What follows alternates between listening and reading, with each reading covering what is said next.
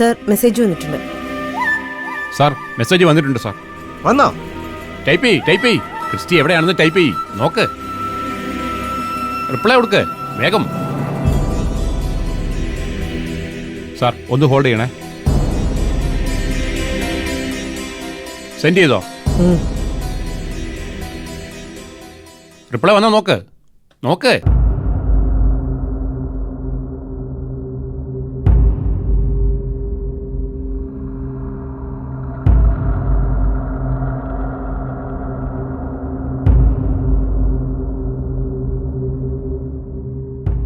Reply വന്നു sir. എന്താ message?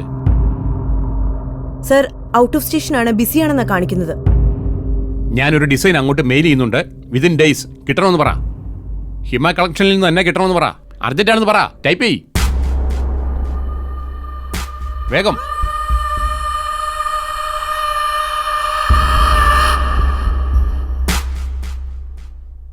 ചെയ്തോ?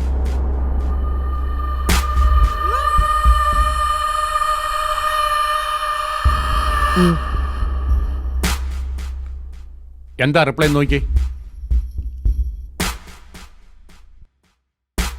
മെസ്സേജ് വന്നിട്ടുണ്ട് സർ. ബിസിയാണ് മാം, ടച്ച് വിട്ടിരിക്കുവാണെന്നാണ് കാണിക്കുന്നത്. മസ്റ്റാണെന്ന് പറ. അർജന്റാണെന്ന് പറ. മാഡം സെൻഡ് ചെയ്യ് വേഗം.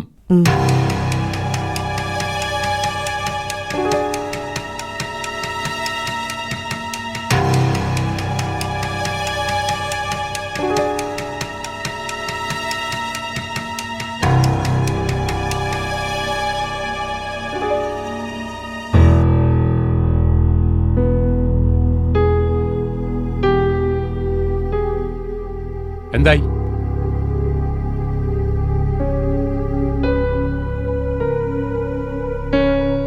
ഇപ്പൊ തന്നെ ചെയ്യാമെന്ന്.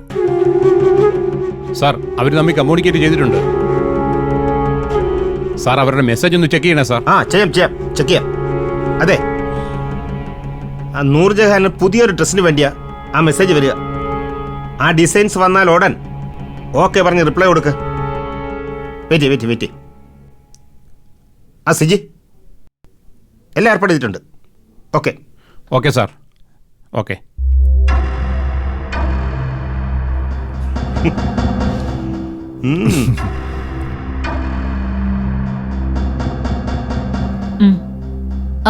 സർ മെസ്സേജ് വന്നിട്ടുണ്ട്. ഓപ്പൺ ചെയ്.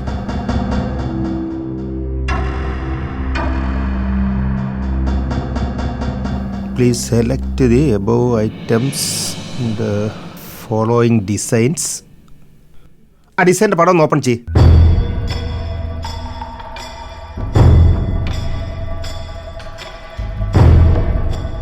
അത് തന്നെയാണോ? അതെ. ഓക്കെ കൺഫേം ചെയ്യ്. വേഗം കൊടുക്ക്.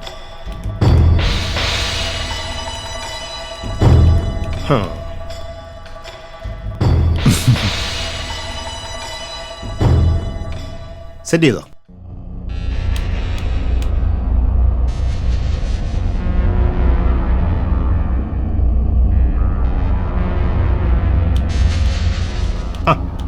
റിപ്ലൈ വന്നു. നോക്ക് ഓപ്പൺ ചെയ്യ്. എന്താ പറഞ്ഞേക്കണേ? Okay confirm done.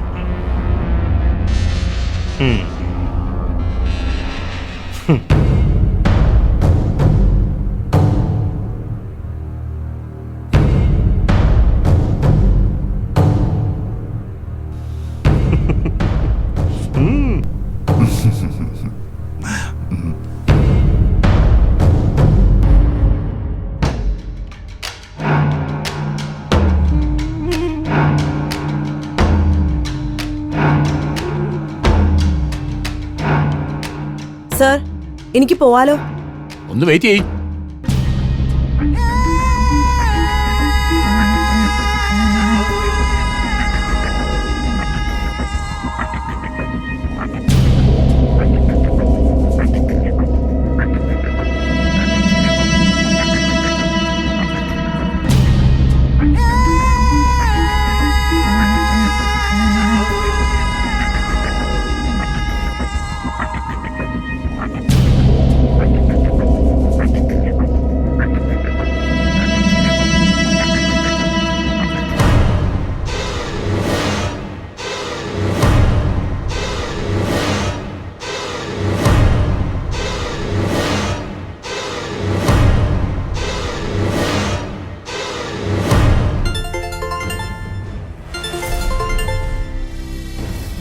ആ സിജി, സാർ ഈ സിസ്റ്റം ഇപ്പോൾ ഓപ്പറേറ്റ് ചെയ്തിരിക്കുന്നത് കേരളത്തിൽ നിന്നാണ് സാർ. കേരളത്തിൽ നിന്നോ? അതെ സാർ, എറണാകുളത്ത് ഒരു മാളിൽ നിന്നാണ്. മാളിൽ നിന്നാണ്? അതെ സാർ. ഇപ്പൊ സിസ്റ്റം ഔട്ട് ഓഫ് റേഞ്ച് ആണ് സാർ. എന്തായാലും ക്രിസ്റ്റ് കേരളത്തിലുണ്ട് സാർ. നമ്മൾ ട്രേസ് ചെയ്യുന്നുണ്ടെന്ന് അവന് മനസ്സിലായിട്ടുണ്ട്. അതുകൊണ്ട് മാറി നിൽക്കാനാണ് സാധ്യത.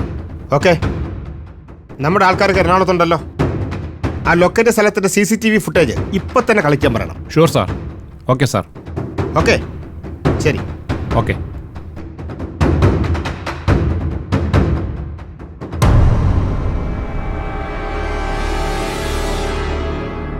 മാഡത്തിന് കാര്യങ്ങൾ ഇപ്പൊ മനസ്സിലായി വരുന്നുണ്ടല്ലോ. എന്തിനാ നിങ്ങൾ ഇവിടെ വന്നിരുന്ന് ബുദ്ധിമുട്ടിപ്പിക്കുന്നതെന്ന് എനിക്ക് ഇപ്പോഴും മനസ്സിലായിട്ടില്ല അങ്ങോട്ട്. അതിന്റെ കാരണക്കാരി ദേ ദാ വരുന്നുണ്ട്, നിങ്ങളുടെ മകൾ. ഇതെന്താ രാജ്മോഹൻ സാർ ഇവിടെ? വാ നോക്കാം.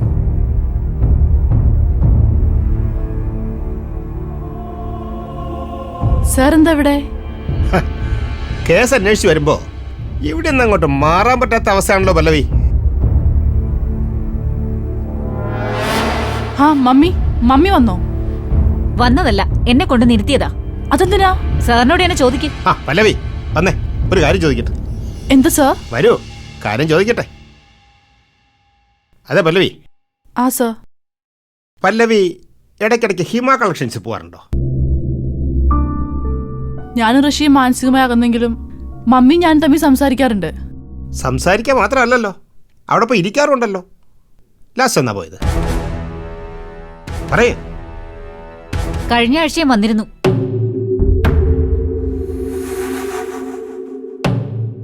ഇവിടുത്തെ കമ്പ്യൂട്ടർ സിസ്റ്റം ഉപയോഗിക്കാറുണ്ടല്ലേ? ആ ചിലപ്പോഴൊക്കെ.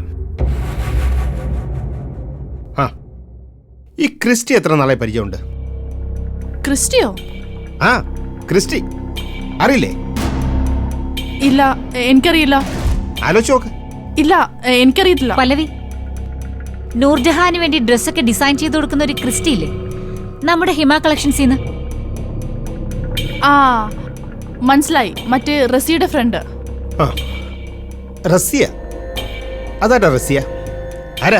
ആ എൻ്റെ ഫ്രണ്ടാ, ബാംഗ്ലൂരുള്ളത്. നിങ്ങൾ തമ്മിൽ എന്താ കമ്മ്യൂണിക്കേഷൻ? അവളുടെ ബെസ്റ്റ് ഫ്രണ്ടാ. മറ്റേ ഈ ജസ്റ്റിൻ ഇഷ്യൂ വന്നപ്പോൾ അവനെ ട്രേസ് ചെയ്യാൻ വേണ്ടി. സാറിന് ഓർമ്മയില്ലേ, നമ്മുടെ അൻസാറിക്കയുടെ വൈഫിന്റെ ചേച്ചിയുടെ മോള്? ഈ റസിയയും ജസ്റ്റിനും ക്രിസ്റ്റിയും നൂർജഹാനും ഒക്കെ അങ്ങനെ അങ്ങ് കണക്ട് ചെയ്ത് കിടക്കുകയാണല്ലോ പല്ലവി. സാറേ, ഈ റസിയക്കൊന്നും ഇതിലൊരു കണക്ഷനും ഇല്ല. പിന്നെ ഈ ക്രിസ്റ്റി എനിക്ക് അറിയൂല. അവള് പറഞ്ഞ അറിവേ എനിക്കുള്ളൂ. പിന്നെ സാറേ, ഞാൻ ആദ്യം തൊട്ട് പറയാ, ആൻസി കുഞ്ഞമ്മയുടെ ഈ സൈബർ കേസ് ഒരുപാടൊന്നും അന്വേഷിച്ചു പോണ്ട ആവശ്യമില്ലാന്ന്. എന്തിനാ സാറേ ക്രിസ്റ്റിയ റസിയ മമ്മിയൊക്കെ ഇങ്ങനെ ബുദ്ധിമുട്ടിക്കുന്നത്? ഇതിന്റെ കാരണക്കാരി അവർ തന്നെയാ, ആ നൂർജഹാൻ. അവർക്കാ ഇതിന്റെയൊക്കെ ആവശ്യം. ചിറ്റപ്പനെ കുഞ്ഞമ്മയും തമ്മിൽ തെറ്റിക്കുക, ഇല്ലാതാക്കുക, അതൊക്കെ അവരുടെ ആവശ്യമാ. കാര്യമായിട്ട് സാറ് ചോദിച്ചാൽ അവർ പറയും, വെറുതെ ബാക്കിയുള്ളവരെ ബുദ്ധിമുട്ടിക്കാനായിട്ട്. പല്ലവി, വെറും ഒരു ആരോപണത്തിന്റെ പേരില് നമുക്കൊന്നും ചെയ്യാൻ പറ്റില്ല. തെളിവ് വേണം. ആ തെളിവ് തടി പോകുമ്പോ ഈ ഹിമ കളക്ഷൻസും ഋതു പിള്ളയും പല്ലവിയുടെ മമ്മിയും റസിയയും ഒക്കെ നമ്മുടെ മുന്നിലങ്ങ് വരും. അവരെ കടന്നു മാത്രമേ ഈ ക്രിസ്റ്റിയുടെ മുന്നിലെത്താൻ പറ്റൂ. ക്രിസ്റ്റിയിലൂടെ അല്ലാതെ ഈ കേസ് അവസാനിപ്പിക്കാൻ പറ്റില്ല. ഓക്കെ?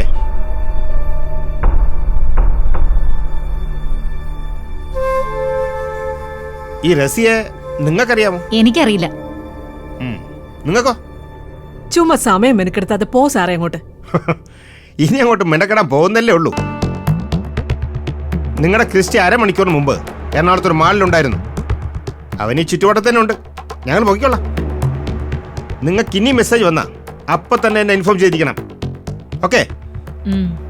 ആ കുറുപ്പ് സാറേ, മെസ്സേജ് വന്നാ എന്നെ അറിയിക്കണേ. അതല്ലേ ഞാൻ ഇവിടെ തന്നെ ഇരുന്നത്. ആ അവിടെ തന്നെ ഇരിക്കണം. ഓ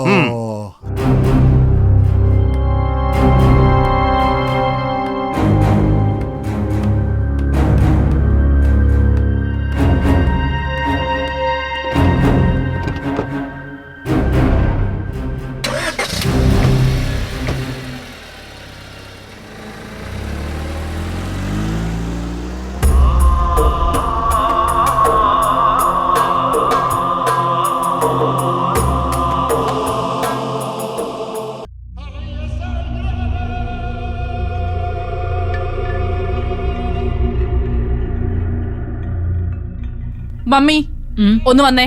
പവിത്ര,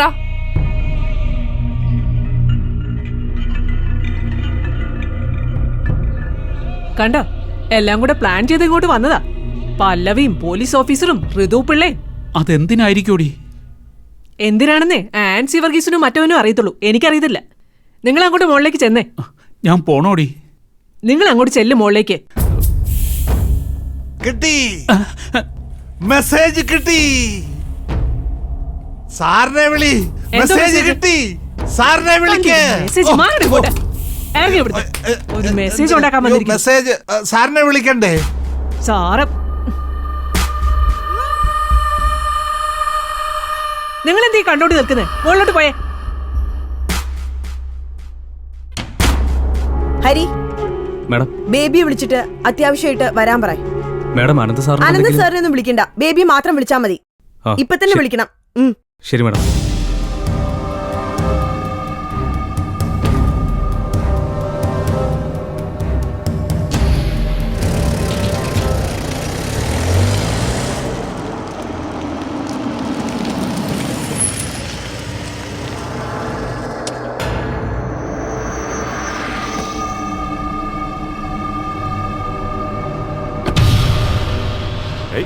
മാഡം ഷൂട്ടിങ്ങിന് പോയില്ലേ ഹരി? ഇല്ല, പോയില്ല, അകത്തുണ്ട്. ആ മാഡം നമസ്കാരം. മാഡം മാഡം നമസ്കാരം. എന്താ മാഡം, എന്താ പ്രോബ്ലം? എല്ലാം പ്രോബ്ലം ആണല്ലോ. അനന്തന്റെ മാറ്റർ വന്നതിന് ശേഷം എല്ലാം പ്രോബ്ലം ആണല്ലോ ബേബി. മാഡം നമ്മള് വേറെ പ്രൊഡ്യൂസർ അറേഞ്ച് ചെയ്തിട്ടുണ്ട്. ചാച്ചാജിയായിട്ട് ഡിസ്കഷനാണ്. പിന്നെ മാഡം പറയാ ടേംസ് ആൻഡ് കണ്ടീഷൻ. അതിനെന്താ ഓക്കെ. നിങ്ങൾ ഒരുമിച്ചുള്ള ജീവിതം അത് മാഡം ആഗ്രഹിക്കുന്നുണ്ടാവും. പക്ഷെ ആളുടെ മനസ്സത്ര സ്റ്റഡിയല്ല. കുറച്ചും കൂടി സമയം വേണം. അത് ഞാൻ പറഞ്ഞ് ശരിയാക്കിക്കോളാം. നമ്മുടെ പടത്തിന്റെ വിജയാഘോഷം, നിങ്ങളുടെ കല്യാണാഘോഷം ഒന്നിച്ച് ഒരു സ്ഥലത്തങ്ങ് നടത്താം.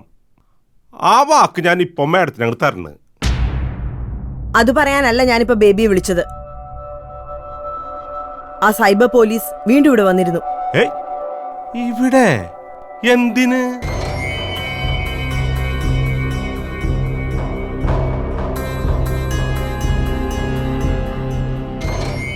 അവരിപ്പോ സംശയിക്കുന്നത് എന്നെയാ. മേഡത്തിനെ? അതെന്തിനാ മേഡം? ആൻസിയുടെ ആ വീഡിയോ ഞാൻ ചെയ്യിച്ചതാണെന്നാണ് പോലീസ് കരുതുന്നത്. ഞാനത് ചെയ്യിച്ചത് ക്രിസ്റ്റി എന്ന ആളെ കൊണ്ടാണെന്നാണ് അവർ ഉറച്ചു വിശ്വസിക്കുന്നത്.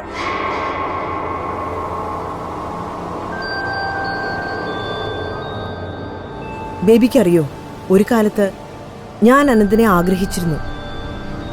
അയാൾ വിവാഹം കഴിച്ച കുടുംബമായെങ്കിലും അയാളോടുള്ള സ്നേഹം എനിക്കൊരു തരിയും കുറഞ്ഞിട്ടില്ല, ഉപദ്രവിച്ചിട്ടുമില്ല. പക്ഷെ അയാൾക്ക് ആരുമില്ലാത്ത അവസ്ഥ വരുവാണെങ്കിൽ അയാളെ പിടിച്ചു നിർത്താനായിട്ട് ഈ നൂർജഹാൻ ഉണ്ടാവും. അത് ഞാൻ സ്വയം തീരുമാനിച്ചതാണ്. ഏയ്, അങ്ങനെ തീരുമാനിച്ചില്ല മേഡം. പിന്നെന്താ അതിൽ പ്രോബ്ലം? പിന്നെ അതിലൊരു തടസ്സമില്ലല്ലോ. ഈ സൈബർ കേസ് അത്ര നിസ്സാരമായി തള്ളിക്കളയാൻ പറ്റുമോ? ബേബി പറയ. എന്റെ മേഡം, എനിക്കത് മനസ്സിലാവണില്ല.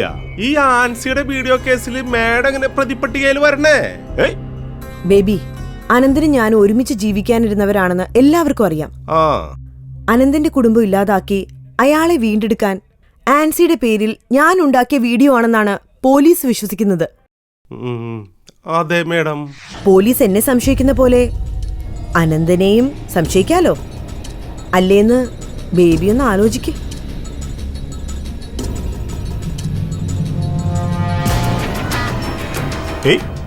അത് ശരിയാണല്ല. നൂർജഹാനോടൊത്ത് ജീവിക്കാൻ വേണ്ടി ആൻസി വർഗീസിനെ അനന്തനെ ഒഴിവാക്കണം.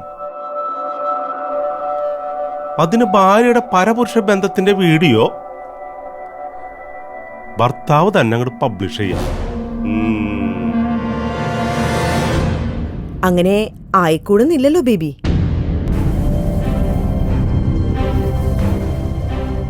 എങ്കില് അതങ്ങനെ തന്നെ ഇരിക്കട്ടെ മേഡം. ആനന്ദനും മേഡത്തിനുള്ള ഇഷ്ടം കൊണ്ടാണെന്ന് തന്നെ ഇരിക്കട്ടെ. അതങ്ങനെ തന്നെ ഇരിക്കട്ടെ മേഡം. എങ്കിൽ പിന്നെ നിങ്ങൾ ഒറ്റക്കെട്ടായിട്ട് നിൽക്കണതല്ലേ നല്ലത്. നിങ്ങൾ തമ്മിൽ ഒരുമിച്ചു ആൻസി വർഗീസ് അറിയുന്നതോടെ അവളെ ഇളക്കങ്ങട് നിൽക്കും. അതിനും വേണം ഒരു തടി ഇടണം. അതിനാ ബേബി അനന്തനോട് ബേബി കൂടി ഇരിക്കുമ്പോ ഞാൻ പറഞ്ഞത് ആൻസി ഊരി വെച്ചിട്ട് പോയ ആ താലി അനന്തനോട് എനിക്കിട്ട് തരാൻ. ഞാനേ അനന്തനെ കൂട്ടിട്ട് പെട്ടെന്ന് ഇങ്ങോട്ട് വരാം.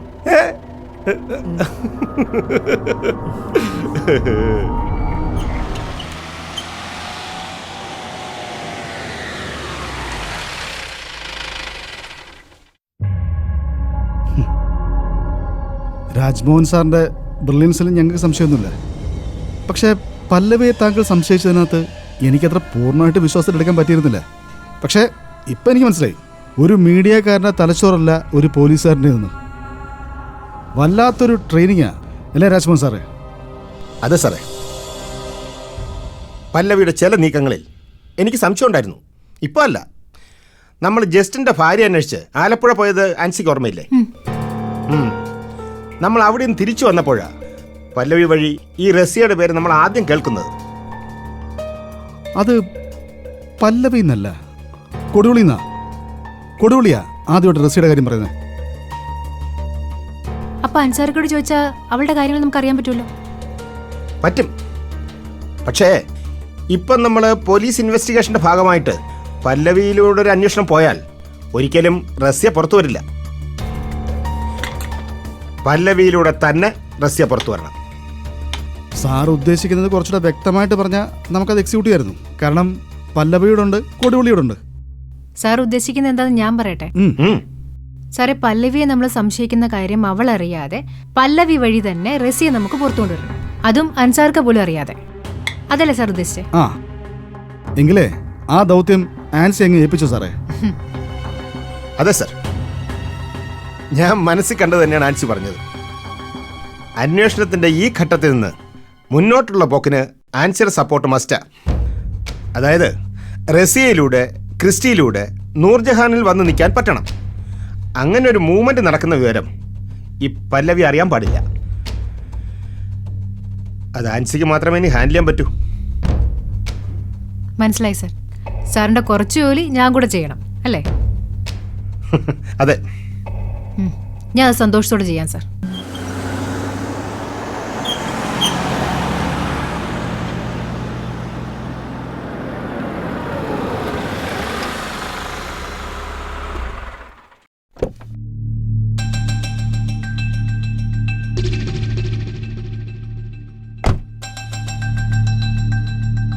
മമ്മി എന്തു പറഞ്ഞു? സാറ് പറഞ്ഞ പോലെ എല്ലാ കാര്യങ്ങളും സ്ട്രോങ് ആയിട്ട് തന്നെ അവതരിപ്പിച്ചു. ഞാൻ പറഞ്ഞൊന്നും അവരുടെ തലയിൽ കയറിയിട്ടില്ല. അല്ലാതെ തന്നെ 100 കേസാ, എന്റെ പ്രോപ്പർട്ടി കേസ് ഒന്നും ഇഷ്യൂവേ അല്ലെന്ന് അവര് പറയുന്നത്.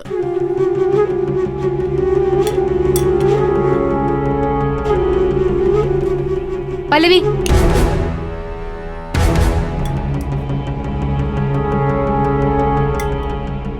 ആ രാജ്മോഹൻ സാർ എന്തെങ്കിലും അന്വേഷണമായിട്ട് അവിടെ വന്നായിരുന്നോ? ആ വന്നായിരുന്നു. ഋഷിയുടെ മമ്മിയോടും എന്റെ മമ്മിയോടും എന്നോടും എന്തൊക്കെയോ ചോദിച്ചു. കുഞ്ഞമ്മ, സാറിനോടൊരു കാര്യം പറയണം. സാറിന്റെ അന്വേഷണം പ്രോപ്പറായ വഴിയിലല്ല. യഥാർത്ഥ കുറ്റവാളിയെ കണ്ടെത്താൻ ഇങ്ങനെ കിടന്ന് കറങ്ങുന്നതിനാ. ഹിമ കളക്ഷൻസിൽ നിന്നെന്തോ ഡ്രസ്സ് കിട്ടിയെന്നോ, അത് നൂർജഹാൻ വാങ്ങിയെന്നോ, ഏതോ ക്രിസ്റ്റിയാന്നോ, അങ്ങനെ എന്തൊക്കെയോ പറയുന്നുണ്ട്. എന്തതിന്റെ പിന്നിലുണ്ടായെന്ന് എനിക്കും അറിയാം, കുഞ്ഞമ്മയ്ക്കും അറിയാം, KJ സാറിനും അറിയാം. ഈ രാജ്മോഹൻ സാറിന് എന്താ ഇതൊന്നും മനസ്സിലാവാത്തെ? ഇത് വളരെ മോശമാണ്, കഷ്ടമാണ് കുഞ്ഞമ്മ.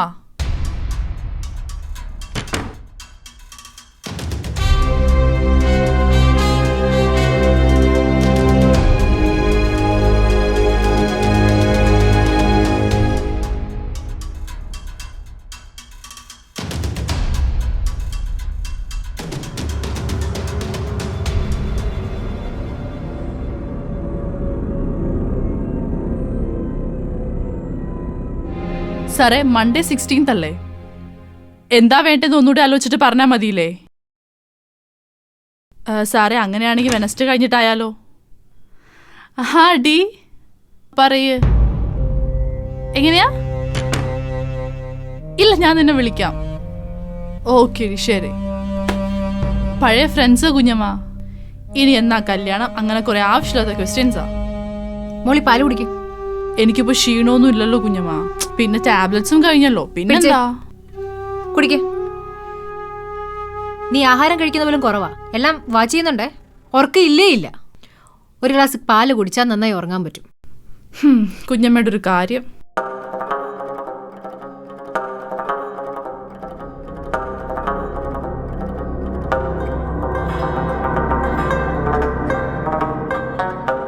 നിന്റെ ഈ കുഞ്ഞമ്മ എന്നുള്ള വിളി എന്നാ തുടങ്ങിയെന്നറിയോ? എന്താ കുഞ്ഞമ്മ അങ്ങനെ ചോദിച്ചേ? നിന്റെ ചിറ്റപ്പന്റെ ഭാര്യയായിരുന്നു ഞാൻ. അതുകൊണ്ട് മാത്രം നീ എന്നെ കുഞ്ഞമ്മ എന്ന് വിളിച്ചത്. ഇപ്പൊ നിന്റെ ചിറ്റപ്പന്റെ ഭാര്യയാണോ ഞാൻ? അല്ലല്ലോ. അപ്പൊ പിന്നെ ഈ കുഞ്ഞമ്മ എന്നുള്ള വിളിക്ക് എന്താ അർത്ഥമുള്ളത്? അത് ശരിയാ. ചിറ്റപ്പനായിട്ടുള്ള ബന്ധം അർത്ഥം മുറിച്ചു പോയെങ്കിലും എന്റെ മനസ്സിൽ കുഞ്ഞമ്മ തന്നെയാ. വെറും കുഞ്ഞമ്മയല്ല, എന്റെ മമ്മിയുടെ സ്ഥാനത്ത് ആൻസി കുഞ്ഞമ്മ.